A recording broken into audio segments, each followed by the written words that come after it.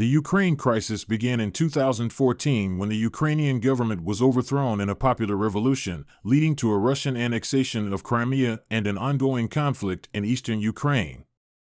This crisis has had major geopolitical implications, particularly for the relationship between NATO and Russia. NATO's response. NATO's response to the Ukraine crisis has been focused on both military and diplomatic efforts. On the military front, NATO has increased its presence in Eastern Europe, including the establishment of a multinational NATO brigade in Poland and the Baltic states. This move was intended to provide reassurance to NATO's Eastern European allies and to deter any potential Russian aggression in the region. NATO has also increased its military exercises and training programs in the region, as well as providing military aid to Ukraine. NATO has also taken steps to improve its overall military readiness and cooperation between member states. On the diplomatic front, NATO has been working to build relationships with Ukraine and other Eastern European countries, as well as with Russia. NATO has been involved in negotiations to resolve the conflict in eastern Ukraine through the Minsk agreements, which aim to bring an end to the fighting and establish a peaceful settlement. NATO has also been working to address Russian concerns about NATO's presence in Eastern Europe.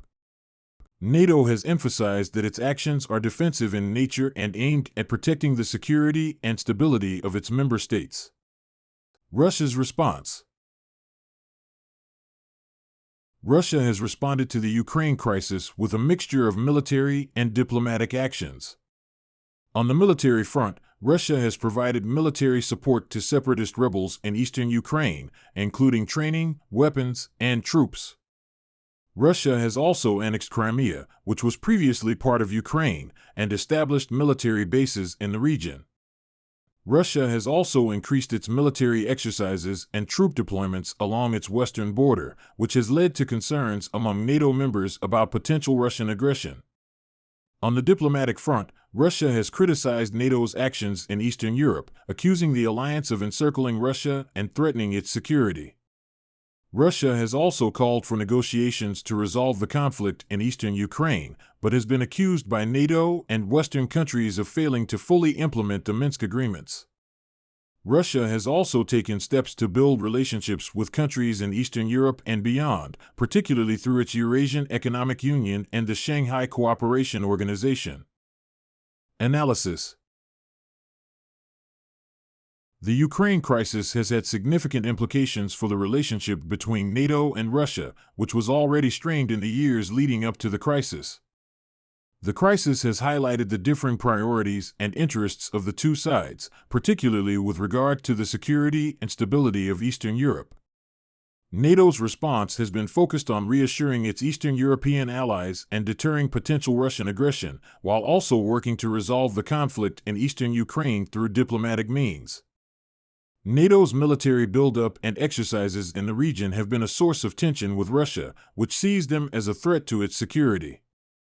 Russia's response has been more assertive, with military support for separatist rebels in eastern Ukraine and the annexation of Crimea. Russia has also increased its military presence along its western border, which has raised concerns among NATO members about potential aggression. The conflict in Ukraine has also highlighted broader issues in the relationship between NATO and Russia, particularly with regard to their differing views on the post-Cold War security architecture in Europe. Russia has been critical of NATO's expansion into Eastern Europe, while NATO sees its actions as defensive and aimed at protecting the security of its member states.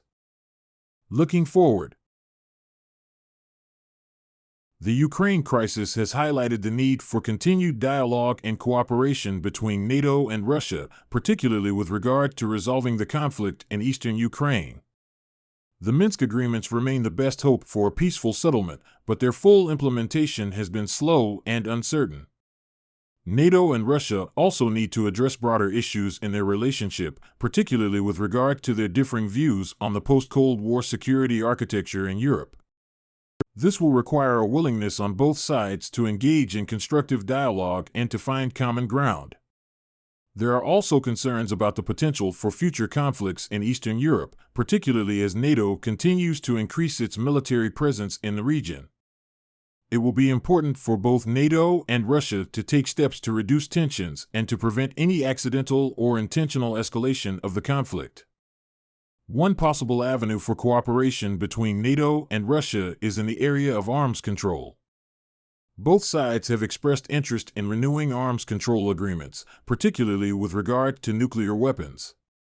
This could be an important step towards reducing tensions and building trust between the two sides. In conclusion, the Ukraine crisis has had significant implications for the relationship between NATO and Russia, highlighting the need for continued dialogue and cooperation between the two sides. While tensions remain high, there are opportunities for both sides to work together towards a peaceful resolution of the conflict in eastern Ukraine and to address broader issues in their relationship. It will require a willingness to engage in constructive dialogue and to find common ground, but the stakes are too high to allow tensions to continue to escalate.